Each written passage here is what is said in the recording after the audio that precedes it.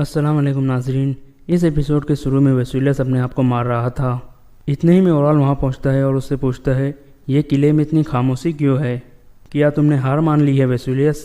वेसुलियस कहता है, हेलेना ने मुझे धोखा दिया है, वो तुर्कों के साथ भाग गई है। ओराल कहता है, हो सकता है कि निकाया से आने वाले काफिले के बारे में हेलेना ने ही अर्तुल को बताया हो, इसलिए अच्छा हुआ कि वो भाग गई है। वेसुलियस कहता है, वो कैसे बता सकती है, मैंने उसे इस बारे में बताया ही नहीं था। ओराल कहता है, तो इसका मतलब है निकाया में भी उनके जासूस मौजूद है। इस हमले के बाद वो उम्मीद कर रहे होंगे कि तुम इसका जवाब दोगे, इसलिए तुम उनके पीछे मत जाओ, बल्कि मैं वहाँ जाऊँगा। तुर्क सरदारों से मेरी बात हो गई है, वो अर्तुल और आलियार को हानली बाजार के सराय महल में बहाने से रोक लेंगे और इसी दौरान मैं अपने कबीले में जाकर कब्जा कर लूँगा। वेसुलियस कहता है, अपना कबीला वापस लेने के बाद तुम हेलेना को मेरे पास ले आना। ओराल कहता है, ठीक है, लेकिन हो सकता है मुझे तुम्हारे आदमियों की ज़रूरत पड़े। वेसुलियस कहता है, मैं हर तरह से तुम्हारी मदद करने के लिए तैयार हूँ, अब जाओ और अपना कबीला वापस ले लो। फिर ओराल वहाँ से चला जाता है। इसके बाद रात का वक्त हो जाता है।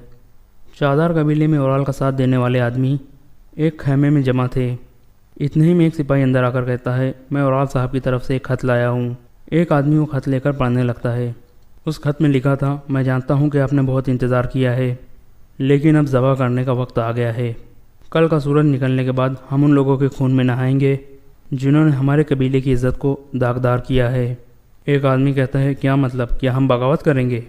वो आदमी कहता है, ओराल साहब चाहते हैं जब अर्तुल और आलियार हानली बाज़ार में तुर्क सरदारों से मुलाकात कर रहे होंगे, इसी दौरान वो कबीले में आकर सरदार बन जाएंगे और जो जो उनके रास्ते में आएगा उसको ज़बह कर दिया जाएगा।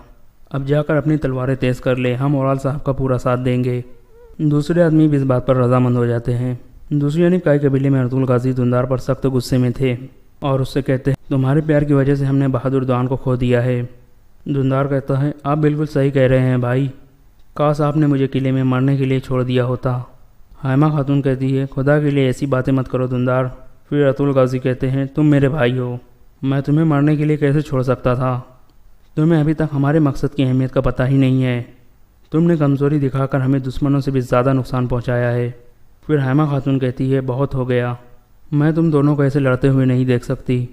दुंदार कहता है, भाई सही कह रहे हैं वालदा, मैं कबीले का एक इज़्ज़तदार आदमी रहने का हकदार नहीं हूँ, मैं मुस्तकबिल में। अर्तुल गाजी उसकी बात काट कर कहते हैं, यहाँ तुम्हारा कोई मुस्तकबिल नहीं है दुंदार, हम अपने मकसद में कमज़ोरी नहीं दिखा सकते, हमें असल आदमियों की ज़रूरत है।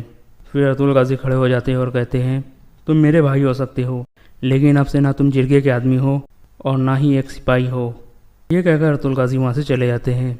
जबकि हैमा खातून और हलीमा सुल्तान काफ़ी परेशान हो जाती है। दूसरी यानी तुर्गोत और बामसी के सामने खाना रखा हुआ था, लेकिन वो खा नहीं पा रहे थे क्योंकि वो दौन की वजह से बहुत गमगीन थे। फिर उन दोनों को दौन की पुरानी बातें याद आती है।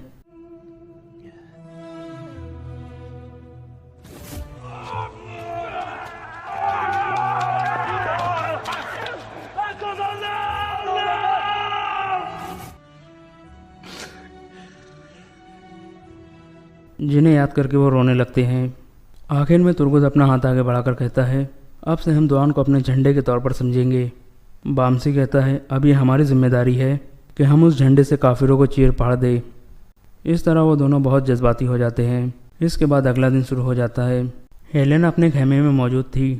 इतने ही में बामसी इजाज़त लेकर अंदर आता है और कहता है, हेलेना खातून, मैं पूछने आया था कि आपको किसी चीज़ की ज़रूरत तो नहीं है? हेलेना कहती है, शुक्रिया बामसी, यहाँ मेरा काफ़ी अच्छे तरीके से ख्याल रखा जा रहा है। फिर बामसी कहता है, हेलेना खातून, मैं आपसे कुछ कहना चाहता हूँ। आप जानती हो लोग मुझे पहाड़ी रीछ कहते हैं, लेकिन इस पहाड़ी रीछ के अंदर भी एक दिल है जो हर वक्त धड़कता रहता है। ये सुनकर हेलेना हंसने लगती है। फिर बामसी कहता है, मैं इस दिल में आपको और आपके प्यार को बसाना चाहता हूँ हेलेना, अगर आप चाहो तो आप मुझसे शादी कर लो। हेलेना कहती है, मैं आपको हमेशा हंसते हुए देखना चाहती हूँ बामसी, मैं आपके बगैर नहीं रह सकती, मैं आपसे शादी करने के लिए तैयार हूँ और अपनी सारी ज़िंदगी आपके साथ गुजारना चाहती हूँ। ये सुनकर बामसी बहुत खुश हो जाता है। इतने ही में कबीले का ढोल बजने लगता है। आलियार साहब के सिपाही आचार, गुनेली और टयो को लेकर वहाँ पहुँच गए थे। अर्तुल गाजी भी अपने खेमे से बाहर आ जाते हैं। कबीले के लोग गद्दार गद्दार के नारे लगाने लगते हैं।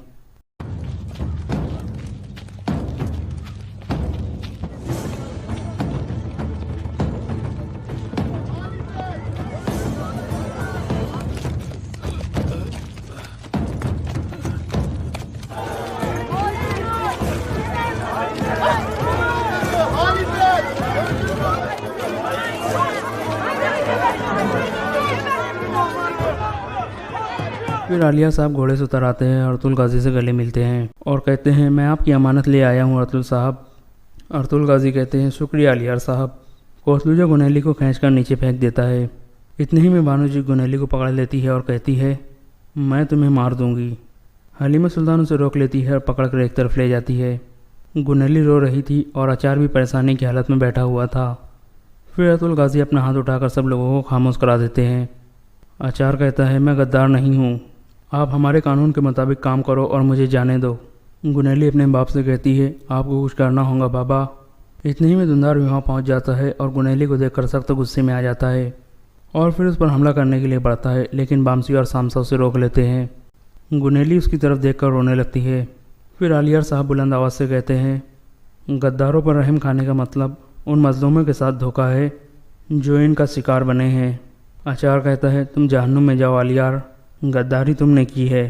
پھر ارطغرل غازی آگے بڑھ کر کہتے ہیں ہم کافروں کے ساتھ حالت جنگ میں ہیں، اس صورتحال میں ہم اپنے اندر موجود غداروں کو نظر انداز نہیں کر سکتے، اب انصاف ہوگا اور غداروں کو مٹا دیا جائے گا۔ پھر ارطغرل غازی اپنی تلوار نکال لیتے ہیں۔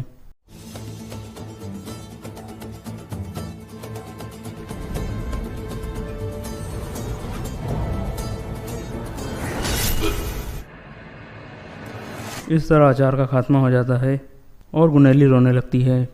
پھر دھندار آگے بڑھتا ہے۔ گنیلی کہتی ہے مجھے معاف کر دے، میں اپنے بابا کی باتوں میں آ گئی تھی، مجھے معاف کر دے۔ دھندار اس کے بال پکڑ کر کہتا ہے تم نے میری عزت کو رون ڈالا ہے، اب تمہیں معاف کرنا حیوانگی ہوں گی۔ یہ کہہ کر دھندار اپنا خنجر نکال لیتا ہے اور گنیلی کا گلا کاٹ دیتا ہے۔ اس طرح گنیلی کا بھی خاتمہ ہو جاتا ہے۔ پھر ارطغرل غازی ٹیو کی طرف بڑھتے ہیں اور اس سے کہتے ہیں میں نے تمہیں کہا تھا کہ میں تمہیں ہر دفعہ آگاہ کروں گا جب میں تمہارے آدمیوں کو قتل کروں گا۔ نکاح سے آنے والے سپاہیوں کا پورا دستہ مارا گیا ہے اور تمہارے قلعے کے سارے سپاہی بھی مارے گئے ہیں، اب ہمارا جھنڈا گاڑنے کا وقت آ گیا ہے۔ پھر ارطغرل غازی بامسی کو اشارہ کرتے ہیں تاکہ وہ ٹیو کو سزا دے سکے۔ بامسی ٹیو کے سامنے پہنچ کر اپنی دونوں تلواریں نکال لیتا ہے۔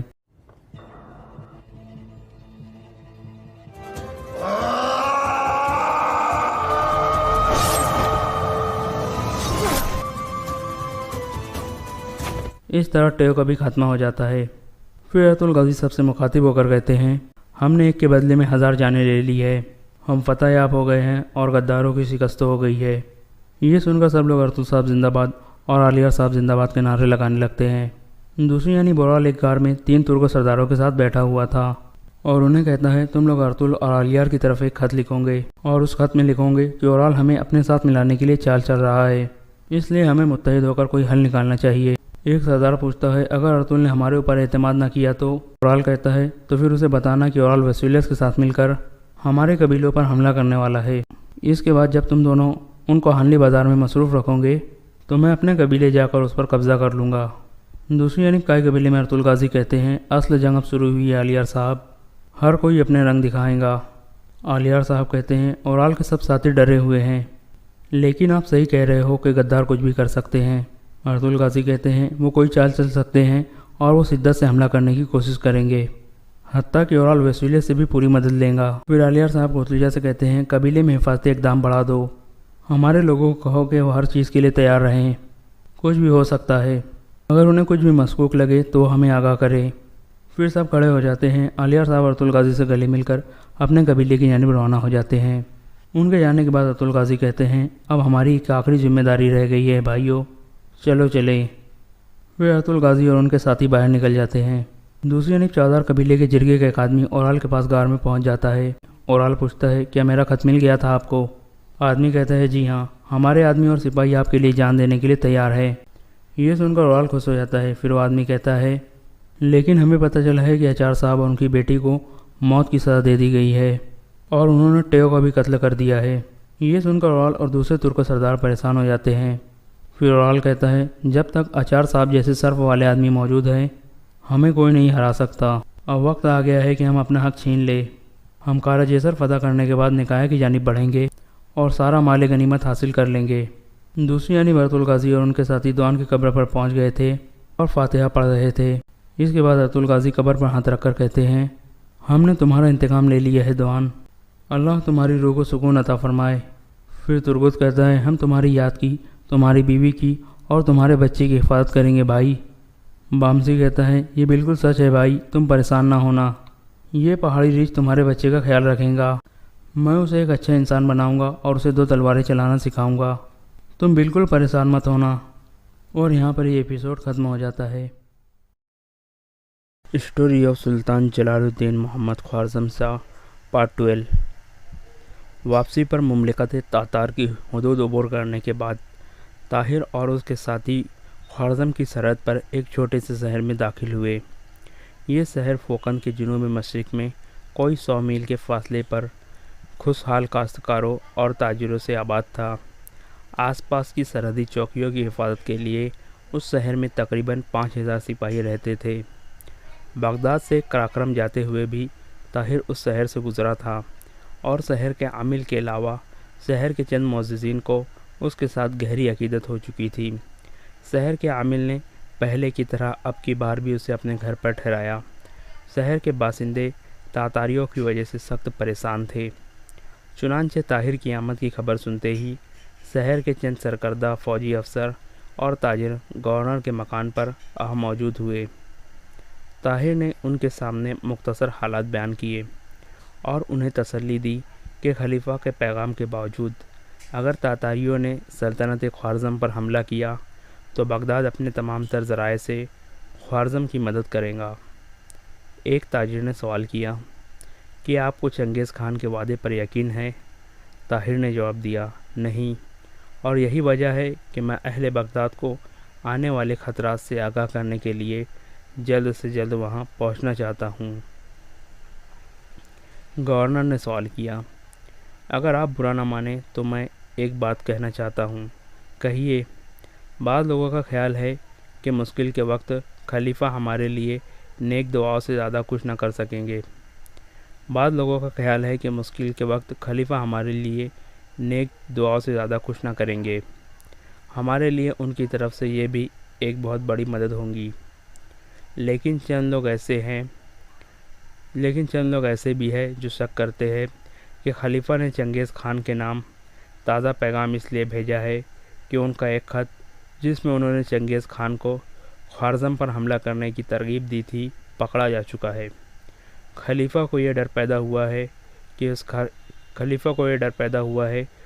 اس خط کی خبر موصول ہوتے ہی نہ صرف عالم اسلام میں ان کی رہی صحیح عزت ختم ہو جائیں گی، بلکہ بغداد کے عوام میں بھی بے چینی پھیل جائیں گی۔ چنانچہ انہوں نے ایک طرف بغداد میں خوارزم کے سفیر اور دوسری طرف آپ جیسے لوگوں کو مطمئن کرنے کے لیے آپ کو دوسرا پیغام دے کر روانہ کر دیا، اور اب شاید وہ موقع پا کر چنگیز خان کو یہ پیغام بھیجنے کی کوشش کریں گے کہ میں نے حالات سے مجبور ہو کر دھمکی دی تھی، تم میری طرف سے مطمئن رہو۔ طاہر نے جواب دیا اگر خدا نخواستہ خلیفہ کے خلاف ایسے شبہات کا اظہار آپ کو زیب نہیں دیتا، تاہم اگر خدا نخواستہ آپ کی خدشات صحیح بھی ہو تو بھی میں آپ کو یقین دلاتا ہوں کہ حالات خلیفہ کو اپنی بات پر قائم رہنے پر مجبور کر دیں گے۔ میں قراقرم میں انسانی کھوپڑیوں کے انبار دیکھ چکا ہوں، اب بغداد کی مساجد میں کھڑے ہو کر میرے لیے لوگوں کو یہ بتانا مشکل نہیں ہوگا کہ تاتاری انسانیت کے کس قدر دشمن ہیں، اور اگر خوارزم پر کوئی سیلاب آیا تو اس کی لہریں بغداد سے دور نہیں رہیں گی، اور اگر مجھے خلیفہ یا وزیر اعظم میں سے کسی کی نیت پر شبہ ہوا تو بغداد کی جامع مسجد میں لوگ میری زبان سے یہ اعلان سنیں گے کہ تمہارے محافظ چنگیز خان کے ساتھ تمہاری عزت و ناموس کا سودا کر چکے ہیں۔ لیکن مجھے یقین ہے کہ یہاں تک نوبت نہیں آئیں گی۔ خلیفہ کو اگر خوارزم کے ساتھ ہمدردی نہ بھی ہو تو بھی بغداد کو بچانے کے لیے وہ یقیناً خوارزم کے ساتھ تعاون کرنے پر مجبور ہوں گا۔ اگلے دن طاہر روانہ ہونا چاہتا تھا، لیکن عامل شہر نے کہا آج جمعہ ہے، شہر کے لوگ اس بات پر مصر ہے کہ آپ نماز جمعہ پڑھائیں، اس لیے آج ضرور ٹھہر جائے۔ اتنی دیر میں راستے کی چوکیوں کو آپ کے سفر کے لیے گھوڑے تیار رکھنے کی اطلاع مل جائیں گی۔ گورنر کے سرار پر طاہر نے ایک دن ٹھہرنا منظور کر لیا۔ جمعے کی نماز کے بعد گورنر نے طاہر کے ساتھ نہایت گرم جوشی سے مصافحہ کرتے ہوئے کہا، آپ کی زبان میں جادو ہے، کاش بخارا اور سمنکرن کی مساجد کے خطیب آج یہاں موجود ہوتے۔ عوام اپنی عقیدت کو ثبوت دینے کے لیے طاہر کو گورنر کے محل تک چھوڑنے کے لیے جلوس کی شکل میں ساتھ ہو لیے۔ اسی روز طاہر عصر کی نماز پڑھ کر مسجد سے گورنر کے مکان کی جانب جا رہا تھا کہ راستے میں اسے شہر کا کوتوال ملا اور اس نے کہا، میں گورنر کے مکان سے آپ کو تلاش کر کے آ رہا ہوں۔ طاہر نے کہا، خیر تو ہے؟ کوتوال نے کہا، کوئی خاص بات نہیں، اگر تکلیف نہ ہو تو آپ میرے ساتھ چلے۔ مصافحہ کیا اور کوتوال کے ساتھ طاہر چلا گیا۔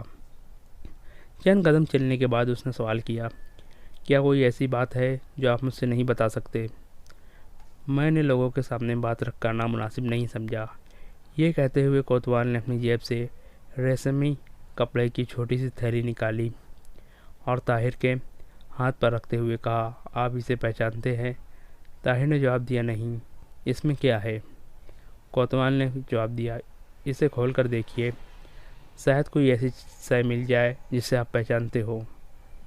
طاہر نے تھیلی کھول کر دیکھا، اس میں 3 ہیرے چمک رہے تھے۔ طاہر نے وضاحت طلب نظروں سے کوتوال کی طرف دیکھا اور اس نے طاہر کی پریشانی کو محسوس کرتے ہوئے کہا، یہ ہیرے آپ کے ایک نوکر سے ملے ہیں۔ طاہر نے پریشان ہو کر پوچھا، آپ نے اس کی تلاشی لی تھی؟ کوتوال نے جواب دیا، آپ برا نہ مانیں، یہ میرا فرض تھا۔ آپ کا نوکر ابھی ایک تاجر کی دکان پر کھڑا اسے ایک ہیرا دکھا کر قیمت دریافت کر رہا تھا، اور وہ تاجر کل آپ کے ساتھ ملاقات سے اور آپ کی تقریر سن کر آپ کا گرویدہ ہو چکا ہے۔ اسے شک گزرا کہ معمولی حیثیت کے آدمی کے پاس ایسے قیمتی ہیرے نہیں ہوتے۔ اس نے آ کر مجھے بتایا، شاید آپ کے نوکر نے آپ کی چوری کی ہے۔ چنانچہ میں تلاش کے لیے نکلا تو وہ ایک اور تاجر کی دکان پر ہیرے کی قیمت دریافت کر رہا تھا۔ ہیرے کی قیمت جاننے کے متعلق اس کی بے قراری یہ ظاہر کرتی تھی کہ یہ اس نے حال ہی میں کہیں سے حاصل کیا ہے۔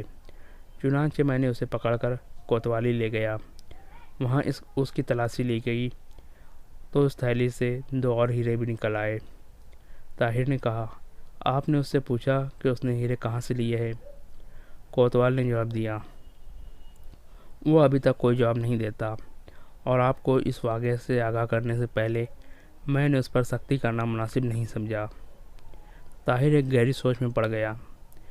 کوتوالی کے قریب پہنچ کر طاہر نے کہا، آپ نے اس کا نام پوچھا؟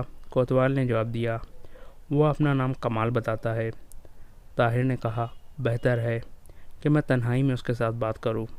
کوتوال نے کہا، چلیے آپ میرے کمرے میں بیٹھ جائے، میں اسے وہاں لے آؤں گا۔ طاہر کو ایک کمرے میں بٹھا کر کوتوال تھوڑی دیر میں کمال کو لے آیا اور اسے طاہر کے پاس چھوڑ کر نکل گیا۔ طاہر نے کمال کی طرف دیکھا، اس کی حالت ایک لٹے ہوئے تاجر سے مختلف نہ تھی۔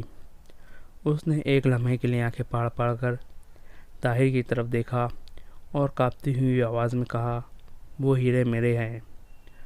طاہر نے اٹھ کر تھیلی اس کے ہاتھ میں دے دی اور کہا، گھبراؤ نہیں، میں صرف یہ جاننا چاہتا ہوں کہ یہ تم نے کہاں سے لیے ہیں۔ مجھے یہ تھیلی تاتاریوں کے خیمے میں ملی تھی، تو پھر یہ مجھے دے دو، تاتاریوں کی چیز ان کے پاس پہنچا دی جائیں گی۔ نہیں، یہ میرے ہیں۔ تو پھر تمہیں یہ بتانا پڑے گا کہ تمہیں یہ کس نے دیے۔ کسی نے نہیں دیے، مجھے تو یہ راستے میں ملے تھے۔ طاہر نے ایک ہاتھ سے اس کا گلا دباتے ہوئے اور دوسرے ہاتھ سے اس کے منہ پر زور سے چپت رسید کرتے ہوئے کہا، سچ بتاؤ ورنہ تمہاری جان کی خیر نہیں۔ کمال نے اپنی گردن چھڑانے کی کوشش کرتے ہوئے کہا، میں بے قصور ہوں، مجھے کچھ معلوم نہیں۔ طاہر نے اس کے منہ پر ایک اور چپت رسید کرتے ہوئے کہا، یہ کیوں نہیں کہتے کہ یہ ہیرے تمہیں چنگیز خان نے دیے ہیں؟ کمال نے چلا کر کہا، خدا کے لیے مجھ پر رحم کرو، ابو اسحاق مجھے مار ڈالیں گا۔ طاہر نے کہا، اس وقت میرے ہاتھ ابو اسحاق کے ہاتھوں کی نسبت تمہاری سیرہ کے زیادہ قریب ہے۔ تمہیں بتانا پڑے گا، مجھے چنگیز خان کے ایک نوکر نے دیے ہیں۔ طاہر نے اس کی گردن چھوڑ دی اور پوچھا، کیا یہ درست نہیں کہ تم نے اس رات جب تم سر منڈوا کر آئے تھے چنگیز خان سے ملاقات کی تھی؟ کمال نے اپنی ٹوپی درست کرتے ہوئے کہا، نہیں، ہم اس سے نہیں ملے۔ طاہر نے کہا، اپنی ٹوپی اتار دو۔ کمال نے اس کے حکم کی تعمیل کرنے کے بجائے 2 قدم پیچھے ہٹ کر کھڑا ہو گیا۔ طاہر نے آگے بڑھ کر اس کی ٹوپی اتارنے کی کوشش کی، لیکن اس نے ٹوپی کو اپنے دونوں ہاتھوں سے سر پر دباتے ہوئے کہا، خدا کے لیے مجھ پر رحم کرو، ابو اسحاق مجھے مار ڈالیں گا۔ طاہر نے اس کے منہ پر ایک اور چپت لگاتے ہوئے کہا، شور نہ کرو، اور اس کی ٹوپی اتار کر پھینک دی۔ کمال کی کھوپڑی سے سیاہ روغن کسی حد تک اتر چکا تھا اور چھوٹے چھوٹے بالوں میں طاہر کو سرخ رنگ کے چند عجیب و غریب نشانات دکھائی دیے۔ غور سے دیکھنے پر اسے یہ نشانات عربی کے دھندلے حروف نظر آنے لگے۔ چند لمحات کے بعد طاہر کا خون منجمد سا ہو کر رہ گیا۔ سرخ رنگ کی تمام تحریر پڑھے بغیر وہ یہ محسوس کر رہا تھا کہ بغداد سے عالم اسلام کو خون کے سمندر میں غسل دینے کی سازش مکمل ہو چکی ہے۔ سرخ رنگ کی تمام تحریر پڑھے بغیر وہ یہ محسوس کر رہا تھا کہ بغداد سے عالم اسلام کو خون کے سمندر میں غسل دینے کی سازش مکمل ہو چکی ہے، اور اسے اپنی تمام احتیاط کے باوجود اس ناپاک مقصد کے لیے آلۂ کار بنایا گیا ہے۔ اس نے اپنے ہونٹ کاٹتے ہوئے کہا، کمال کی ٹوپی اس کے سر پر رکھ دی اور اسے بازو سے پکڑ کر باہر نکل آیا۔ کوتوال باہر کھڑا تھا۔ طاہر نے اس سے کہا، میں آپ کا شکر گزار رہوں۔ اب اگر آپ کو اعتراض نہ ہو تو میں اسے اپنے ساتھ لے جانا چاہتا ہوں۔ کوتوال نے کہا، آپ اپنے مجرم کو سزا دینے یا معاف کرنے کا حق رکھتے ہیں، لیکن میں آپ کو ایسے ساتھیوں سے محتاط رہنے کا مشورہ دوں گا۔ طاہر نے جواب دیا، آپ یقین کیجئے، میں ایسے مجرموں کو معاف کرنے کا عادی نہیں۔ باہر نکل کر طاہر نے گورنر کے محل کے قریب ایک چھوٹی سی ندی کے کنارے کھڑے ہو کر ادھر ادھر دیکھا اور کمال سے کہا، اپنا سر دھو کر صاف کرو۔ کمال تذبذب کی حالت میں تھوڑی دیر کھڑا رہا، لیکن طاہر نے اپنا خنجر نکالتے ہوئے گرجتی ہوئی آواز میں کہا، جلدی کرو ورنہ میں یہ قیمتی تحریر پڑھنے کے لیے تمہارا سر اتارنے سے بھی دریغ نہ کروں گا۔ کمال نے سہمی ہوئی آواز میں کہا، یہ روغن پانی سے نہیں اترے گا، تو اپنا سر ریت میں مل کر صاف کرو۔ تھوڑی دیر بعد طاہر کمال کے سر پر دھندلی تحریر کا یہ مفہوم سمجھنے میں کامیاب ہوا۔ دنیا اسلام میں بے چینی پھیلی ہوئی ہے، خوارزم شاہ کو تیاری کا موقع نہ دے۔ خلیفۃ المسلمین اور اہل بغداد کی دعائیں آپ کے ساتھ ہوں گی۔ ایلچی اس پیغام میں تاخیر کی وجہ بیان کر دیں گا۔ خلیفہ کی طرف سے طاہر جو کچھ کہے اس سے غلط فہمی نہ ہو، اسے صرف راستے کی مشکلات کی پیش نظر بھیجا جا رہا ہے۔ دولت عباسیہ کا نمک خوار اور آپ کا خادم خاص وحید الدین وزیر خارجہ۔ جب طاہر نے کمال کو دوبارہ سر پر ٹوپی رکھ کر اپنے ساتھ چلنے کا حکم دیا تو اس نے انتہائی عاجزی کے ساتھ کہا، مجھے معلوم نہیں کہ میرے سر پر کیا لکھا گیا تھا۔ وہ صبح سے شام تک میرے سر پر تیز سوئی چبوتے رہے۔ میں تکلیف کے باعث 3 راتیں سو نہ سکا۔ میرے ساتھ واپسی پر انہوں نے انعام کا وعدہ کیا تھا۔ میں بے قصور ہوں، مجھ پر رحم کیجیے۔ طاہر نے کہا، تم صرف سچ بول کر اپنے آپ کو رحم کا حقدار ثابت کر سکتے ہو۔ آپ جان بخشی کا وعدہ کریں، میں آپ کو سب کچھ بتانے کے لیے تیار ہوں۔ میں تمہاری جان بچانے کی کوشش کروں گا۔ بتاؤ اس سازش میں کون کون شریک ہے؟ میں نہیں جانتا۔ ابو اسحاق ماہ رمضان سے چند دن قبل میری آنکھوں پر پٹی باندھ کر ایک مکان میں لے گیا۔ وہاں مجھے تہہ خانے میں رکھا گیا۔ جمیل سے میری ملاقات اسی تہہ خانے میں ہوئی۔ ہم دونوں کے سر مونڈ کر کھوپڑے پر کچھ لکھا گیا، اور جب دوبارہ چھوٹے چھوٹے بال آئے تو ابو اسحاق نے کہا، جب تمہاری ضرورت ہوگی میں تمہیں اپنے ساتھ اہم مہم پر لے جاؤں گا۔ سر دست میں تمہیں وزیر اعظم کے پاس ملازم رکھوا دیتا ہوں۔ چنانچہ ہم وزیر اعظم کے استبل میں ملازم ہو گئے۔ یہاں آ کر معلوم ہوا کہ ابو اسحاق استبل میں داروغہ ہے۔ ابو اسحاق نے ہمیں 500 دینار دیے تھے اور ساتھ ہی یہ دھمکی بھی دی تھی کہ اگر یہ راز کسی پر ظاہر ہو گیا تو ہم دونوں کے سر کاٹ دیے جائیں گے۔ طاہر نے سوال کیا، اس دوران میں تم نے کبھی وزیر اعظم سے ملاقات کی؟ اسے دیکھنے کا اتفاق ضرور ہوا لیکن کبھی بات چیت نہیں ہوئی۔ صرف آخری دن جب وزیر اعظم کے پاس بیٹھے ہوئے تھے ابو اسحاق ہمیں ان کے پاس لے گیا۔ صرف آخری دن جب آپ وزیر اعظم کے پاس بیٹھے ہوئے تھے ابو اسحاق ہمیں ان کے پاس لے گیا اور جو باتیں انہوں نے ہمارے ساتھ کی آپ سن چکے ہیں۔ استبل میں ملازم ہونے سے پہلے جس تہہ خانے میں رکھے گئے تھے وہ وزیر اعظم کے محل سے کتنی دور تھا؟ ہمیں وہاں سے رات کے وقت آنکھوں پر پٹیاں باندھ کر نکالا گیا تھا، لیکن میں اتنا ضرور کہہ سکتا ہوں کہ وہ مکان دریا کے دوسرے کنارے پر تھا۔ تم وحید الدین سابقہ وزیر خارجہ کو پہچانتے ہو؟ میں نہیں پہچانتا، لیکن تہہ خانے میں ہمارے سروں پر جس شخص نے تحریر لکھوائی تھی اس کے متعلق جمیل کا خیال تھا کہ وہ وزیر خارجہ کے دفتر کا کوئی بڑا عہدیدار ہے۔ استبل میں ملازم ہونے کے بعد تم نے کبھی اس کو دوبارہ دیکھا؟ نہیں۔ ابو اسحاق نے کبھی تمہیں وزیر اعظم کے سامنے پیش کر کے تمہارے سروں پر لکھی ہوئی تحریر دکھائی؟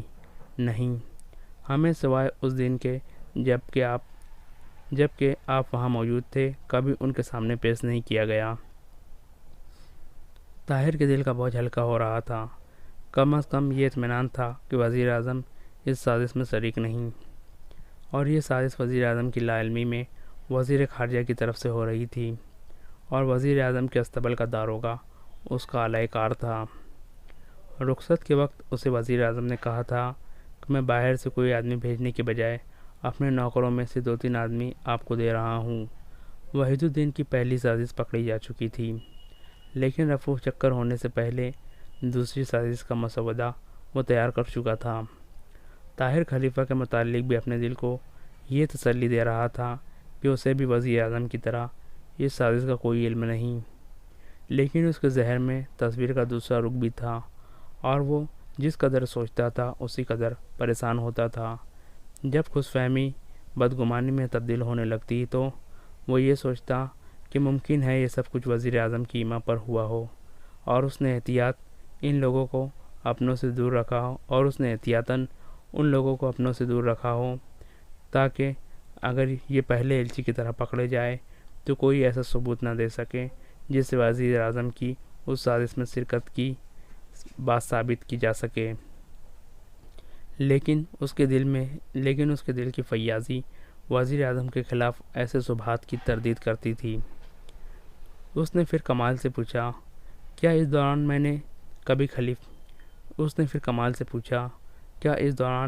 تم نے کبھی خلیفہ سے ملاقات کی؟ نہیں۔ اس شام تمہیں چنگیز خان کے سامنے پیش کیا گیا تھا؟ ہاں۔ ابو اسحاق نے ہمیں چنگیز خان کے مسلمان ملازم کے پاس لے گیا اور اس نے سر منڈوانے کے بعد ہمیں چنگیز خان کے سامنے پیش کر دیا۔ تم نے جمیل اور ابو اسحاق کے سر پر لکھی ہوئی تحریر پڑھی ہوں گی۔ جمیل کے سر پر اس تحریر کا فارسی ترجمہ ہے اور ابو اسحاق کے سر پر اس تحریر کا چینی زبان میں کچھ لکھا ہوا ہے، وہ بھی شاید اسی کا ترجمہ ہے۔ طاہر نے کہا، تم چلو میں تمہارے پیچھے پیچھے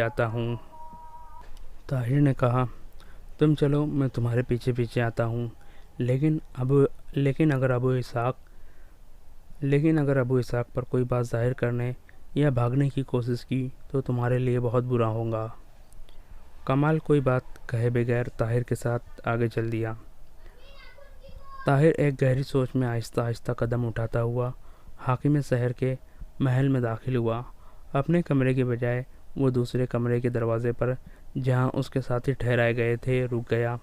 دروازے کا ایک کواڑ بند اور ایک کھلا ہوا تھا۔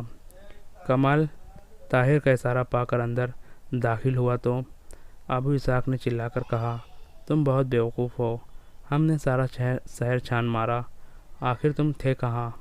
کمال نے سہمی آواز میں جواب دیا، میں یہیں تھا۔ تم نے طاہر کو دیکھا؟ طاہر کو؟ کیا وہ یہاں نہیں ہے؟ تم جدھر جی چاہتا ہے منہ اٹھا کر چل دیتے ہو، اگر ہم پر کوئی مصیبت آئی تو وہ تمہاری وجہ سے ہوگی۔ طاہر چپکے سے کمرے میں داخل ہوا۔ ابو اسحاق نے جلدی سے کہا، ہم آپ کے متعلق باتیں کر رہے تھے، آپ کہاں تھے؟ میں بہت پریشان تھا۔ طاہر نے اس کے سوال کا جواب دینے کے بجائے کہا، تمہیں اور تمہارے ساتھیوں کو صفائی سے اس قدر نفرت کیوں ہے؟ میرے خیال میں ابھی تک تم میں سے کسی نے سر دھو کر وہ سیاہ روغن اتارنے کی کوشش نہیں کی۔ ابو اسحاق نے اپنی پریشانی پر قابو پانے کی کوشش کرتے ہوئے جواب دیا، ہم تاتاریوں کا یہ تحفہ بغداد لے جانا چاہتے ہیں۔ اگر وہاں کوئی تاتاری ملے گا تو بغداد کے باشندوں سے مطالبہ کریں گے کہ اس کے ساتھ بھی یہی سلوک کیا جائے۔ طاہر نے کہا، ذرا اپنی ٹوپی اتارو۔ ابو اسحاق نے قدرے تذبذب ظاہر کرنے کے بعد اپنی ٹوپی اتاری اور پھر جلدی سے اپنے سر پر رکھتے ہوئے کہا، میری احتیاط کے باوجود یہ روغن اتر چکا ہے۔ بغداد میں سیاہ روغن کی کمی نہیں۔ تم یہاں اپنا سر دھو کر صاف کر لو اور بغداد پہنچ کر سر پر تازہ سیاہی مل لینا۔ اور ذرا جمیل، تم بھی اپنا سر دکھاؤ۔ جمیل نے ابو اسحاق کی طرف دیکھا اور اس کا اشارہ پا کر ٹوپی اتار کر پھر جلدی سے سر پر رکھ لی۔ طاہر نے کہا، کمال تم بھی شاید اپنا سر نہیں دھویا۔ کمال نے یکے بعد دیگرے ابو اسحاق اور جمیل کی طرف دیکھا اور طاہر کا اشارہ پا کر جھجکتے ہوئے اپنی ٹوپی اتاری۔ ابو اسحاق اور جمیل ایک لمحے کے لیے محبوس سے ہو کر رہ گئے۔ طاہر نے کہا، ابو اسحاق، کمال کے سر پر شاید کچھ لکھا ہوا ہے، ذرا پڑھ کر تو سناؤ۔ ابو اسحاق نے کہا، تو آپ سب کچھ جان گئے ہیں؟ طاہر نے کہا، نہیں، ابھی تک تم دونوں کی کھوپڑیاں میری نگاہوں سے پوشیدہ ہے۔ ابو اسحاق اٹھ کر کھڑا ہو گیا، اس کا ایک ہاتھ خنجر کے دستے پر تھا۔ طاہر نے جلدی سے اپنا خنجر نکالتے ہوئے گرجتی ہوئی آواز میں کہا، بیٹھ جاؤ۔ تمہاری طرف سے کسی جوش و خروش کا مظاہرہ میری یہ رائے نہیں بدل دے گا کہ غدار بزدل ہوتے ہیں۔ ابو اسحاق اب طاہر کی بجائے اپنے ساتھیوں کی طرف دیکھ رہا تھا۔ کمال کی بے حسی اس کے لیے حوصلہ سکن تھی۔ جمیل نے چند بار اٹھنے کی کوشش کی لیکن طاہر کی نگاہوں نے اسے بیٹھنے پر مجبور کر دیا۔ طاہر نے کہا، سلطنت خوارزم کے لیے تمہارے سر بہت اہم ہے۔ اگر یہ ضبط کر لیے گئے تو میں تمہیں یقین دلاتا ہوں کہ تمہارے باقی دھڑ بغداد پہنچا دیے جائیں گے۔ کمال نے کہا، لیکن میرے ساتھ آپ کا وعدہ۔ طاہر نے اس کی بات کاٹتے ہوئے کہا، تم خاموش رہو۔ ابو اسحاق نے سہمی ہوئی آواز میں کہا، آپ اور ہم سب خلیفہ کے خدمت گزار ہیں۔ جس نیک نیتی کے ساتھ آپ نے اپنا فرض پورا کیا ہے، اسی نیک نیتی کے ساتھ ہم نے وہ بغداد پہنچ کر اس جھگڑے کا فیصلہ خلیفہ کو سونپ دیں۔ طاہر نے کہا، تم جھوٹ کہتے ہو۔ خلیفہ تمہاری اور وزیر خارجہ کی سازش میں شریک نہیں۔ کیا یہ بہتر نہیں ہوگا کہ آپ کی کوئی رائے قائم کرنے سے پہلے بغداد پہنچ کر خلیفہ سے پوچھ لے؟ اگر ان کی گواہی۔ ابو اسحاق طاہر کے عقب میں نیم دائر دروازے سے باہر کسی کو کھڑا دیکھ کر رک گیا اور پھر اپنا لہجہ تبدیل کرتے ہوئے کہا، آپ خوارزم سے انعام کے لالچ میں ہمیں پھنسا کر خود نہیں بچ سکتے۔ آپ نے خلیفہ سے انعام حاصل کرنے کے لیے ہمیں اپنے ناپاک مقاصد کا اعلی کار بنایا۔ اب آپ خوارزم کی خاطر ہمیں فروخت کر رہے ہیں۔ کاش ہمیں پہلے یہ علم ہوتا کہ آپ ہماری کھوپڑیوں پر کیا لکھوا رہے ہیں۔ ہمیں آپ نے صرف یہ بتایا کہ ہم بغداد کی بہت بڑی خدمت سر انجام دینے والے ہیں اور ہم اس کے صلے میں مالا مال کر دیے جائیں گے۔ طاہر نے آگے بڑھ کر ابو اسحاق کے منہ پر ایک گھونسا رسید کرتے ہوئے کہا، خاموش ذلیل انسان، تم یہ کس پر ثابت کرنا چاہتے ہو کہ تمہاری ناپاک سازش میں بھی شریک تھا؟ ابو اسحاق نے سنبھلتے ہوئے جواب دیا، تم پر جس نے ہمیں پیسوں کا لالچ دے کر ذلت کی انتہا تک پہنچا دیا۔ میں اس شہر کے گورنر کے سامنے جا کر چلاؤں گا کہ یہ مساجد میں تقریریں کرنے والا انسان اپنے وقت کا سب سے بڑا اسلام دشمن ہے۔ طاہر نے کہا، تم اس جھوٹ سے مجھے مروب نہیں کر سکتے۔ تمہارے جیسے غدار کو کیفر کردار تک پہنچانے کے لیے میں اگر خود بھی سولی پر چڑھ جاؤں تو مجھے پرواہ نہ ہوگی۔ کمرے کا دروازہ کھلا اور شہر کا گورنر چند نوکروں کے ہمراہ اندر داخل ہوا۔ ان سب کو حراست میں لے لو، گورنر یہ کہتے ہوئے طاہر سے مخاطب ہوا۔ میں آپ کی گفتگو سن چکا ہوں۔ یقین کیجیے ان سب باتوں کے باوجود مجھے آپ کے متعلق اپنی رائے بدلتے ہوئے دکھ ہوتا ہے۔ تاہم آپ کچھ عرصہ نظر بند رکھنے پر میں مجبور ہوں۔ طاہر نے کہا، تو ابو اسحاق نے اپنا لہجہ آپ کو دروازے کے پیچھے کھڑے دیکھ کر تبدیل کیا تھا۔ مجھے آپ جہاں چاہیں لے جا سکتے ہیں، لیکن میرے متعلق کوئی رائے قائم کرنے سے پہلے آپ مجھے کچھ کہنے کا موقع دیں۔ اگر آپ اپنے ساتھیوں کے الزامات کی تردید کر سکے تو مجھے یقیناً ایک روحانی مسرت ہوگی، لیکن ایسے مقدمے کا فیصلہ فوقاً کے حاکم اعلیٰ صادر فرمائیں گے۔ عامل سحر نے اپنے ساتھیوں کو حکم دیا کہ وہ طاہر کے ساتھیوں کو بیڑیا پہنا دے اور طاہر کو ساتھ لے کر دوسرے کمرے میں چلا گیا۔ طاہر کا طویل بیان سننے کے بعد اس نے کمال کو پیش کرنے کا حکم دیا اور اسے چند سوال پوچھنے کے بعد طاہر سے مخاطب ہو کر کہا، جہاں تک میرا تعلق ہے آپ کے بارے میں شبہات بہت حد تک دور ہو چکے ہیں، لیکن میں پہلے عرض کر چکا ہوں کہ حاکم اعلیٰ کے احکامات کے بغیر میں کوئی فیصلہ نہیں کر سکتا۔ میں آج ہی ان کے پاس اپنا ایلچی روانہ کر رہا ہوں۔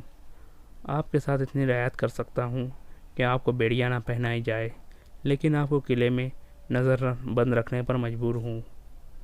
آپ کے ساتھیوں کو ان کے سروں کا معائنہ کرنے کے بعد قید خانے میں بھیجا جائے گا۔ شام کے وقت گورنر کیلجی فوقاً کے حاکم اعلیٰ کے پاس اس شہر کے عامل کا پیغام لے کر روانہ ہو چکا تھا۔ حاکم شہر نے اپنے مکتوب میں ملزم کی وکالت کے الزام سے بچنے کی کوشش کرتے ہوئے اس کی معصومیت کا اعتراف کیا تھا۔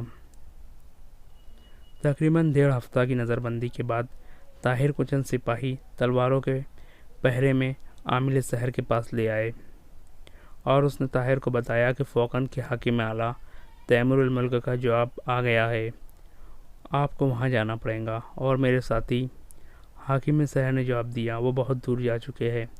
آپ کا مطلب؟ میرا مطلب یہ ہے کہ تیمور ملک نے ان کی بجائے ان کے سروں کا مطالبہ کیا تھا اور میں اس کے حکم کی تعمیل پر مجبور تھا۔ نہیں، آپ جلد بازی سے کام نہ لیں۔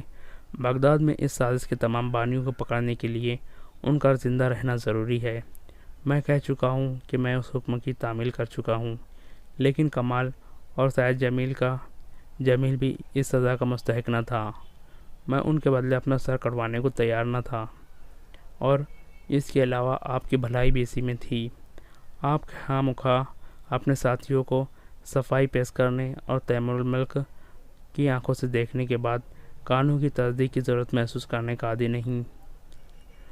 اور اگر آپ کو یہ خیال ہے کہ کمال آپ کی صفائی پیش کرتا تھا تو اس کی کمی میں نے پوری کر دی ہے۔ میں نے تیمور الملک کو دوسرا خط لکھ دیا ہے۔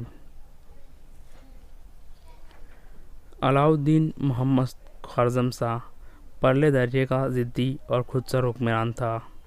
خوارزم شمال اور مشرقی سرحدوں پر تاتاریوں کے اکا دکا حملوں اور لوٹ مار کی خبر سنتے ہی اس نے 2 لاکھ سپاہیوں کے ساتھ پیش قدمی کا فیصلہ کر لیا۔ جلال الدین اس کا ہونہار، ذہین، بہادر اور دوراندیز بیٹا اس تجویز کے خلاف تھا۔ اس نے امرائے سلطنت کے اجلاس میں کھڑے ہو کر اپنے باپ سے کہا، اگر آپ مجھے اپنی فوج کے سپاہی کی حیثیت سے بولنے کا حق دے تو میں یہ کہوں گا کہ ہمیں افواج سرحد پر جمع کر کے تاتاریوں کی پیش قدمی کا انتظار کرنا چاہیے۔ سرحد کے بعض مقامات پر ان کے دستے اگر کبھی کبھی لوٹ مار کر کے بھاگ جاتے ہیں تو اس سے ہمیں اس غلط فہمی میں مبتلا نہیں ہونا چاہیے کہ وہ کمزور ہے۔ ان کا مقصد صرف یہ ہے کہ ہم استحصال میں آ کر ان دشوار گزار برف بانی پہاڑیوں کی طرف پیش قدمی کر دے جن کی تنگ گھاٹیاں ان کے لیے ناقابل تسخیر قلعوں کا کام دے سکتی ہے۔ میدان میں ہم انہیں خس و خاشاک کی طرح بہا لے جائیں گے، لیکن پہاڑی علاقے کی طرف پیش قدمی کرنا ہمارے لیے خطرناک ہے۔ وہ پیچھے ہٹتے جائیں گے اور کسی ایسے مقام پر اچانک ہمارے گرد گھیرا ڈال دیں گے جہاں ہمارے آگے پیچھے تباہی کے سوا کچھ نہ ہوگا۔ تجربہ کار فوجی افسروں نے جلال الدین محمد کی تائید کی، لیکن خوارزم شاہ نے بعض خشامدی سرداروں کے زیر اثر اس رائے سے اتفاق نہ کیا۔ اس کی پہلی اور آخری دلیل یہی تھی کہ تاتاری ڈاکوؤں کو سزا دینے میں ہماری طرف سے کسی قسم کا تذبذب دنیا پر ظاہر کر دے گا کہ ہم کمزور ہو چکے ہیں، اور آج تک ہم نے اپنے ہر دشمن پر ثابت کیا ہے کہ ہم کمزور نہیں ہیں۔ ہمیں اطمینان ہے کہ تاتاری اگر پر لگا کر ہوا میں اڑنے لگے تو بھی ہم ان پر غالب آئیں گے۔ جب جلال الدین محمد شاہ کو اپنے باپ کا ارادہ بدلنے میں کسی طرح کامیابی نہ ہوئی تو اس نے کہا، اگر آپ کا یہی ارادہ ہے تو میں درخواست کرتا ہوں کہ اس مہم پر مجھے روانہ کیا جائے اور آپ باقی فوج کے ساتھ ملک کے اندر رہیں۔ خوارزم شاہ نے اپنے دراندیز بیٹے کی یہ تجویز بھی رد کر دی اور اسے ملک کی حفاظت کا کام سونپ کر شمال مشرق کی طرف پیش قدمی کر دی۔ جلال الدین محمد شاہ کے خدشات صحیح ثابت ہوئے۔ 2 لاکھ مسلمانوں کے سیلاب کے سامنے تاتاریوں کے منتصر دستے چاروں اطراف سے سمٹ کر پیچھے ہٹنے لگے، اور خوارزم شاہ اپنی طاقت کے نشے میں سرشار چند تجربہ کار سرداروں کے مشورے کے خلاف آگے بڑھتا گیا۔ اس کا حوصلہ بڑھانے کے لیے بعض مقامات پر تاتاریوں کی افواج معمولی مزاحمت کے بعد بھاگ نکلی۔ تاتاریوں کی اس چال نے شاہ خوارزم کو خطرات سے اور زیادہ بے پرواہ کر دیا۔ ایک صبح ایک وادی میں، جس کے 3 اطراف اونچے پہاڑ اور ایک طرف گھنا جنگل تھا، خوارزم کی افواج کا تاتاریوں کے چند دستوں سے تصادم ہوا۔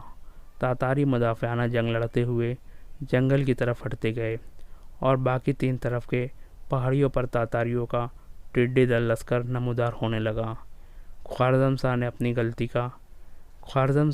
غلطی کا احساس اس وقت کیا جب چاروں طرف سے تیروں کی بارش ہو رہی تھی۔ اس تنگ میدان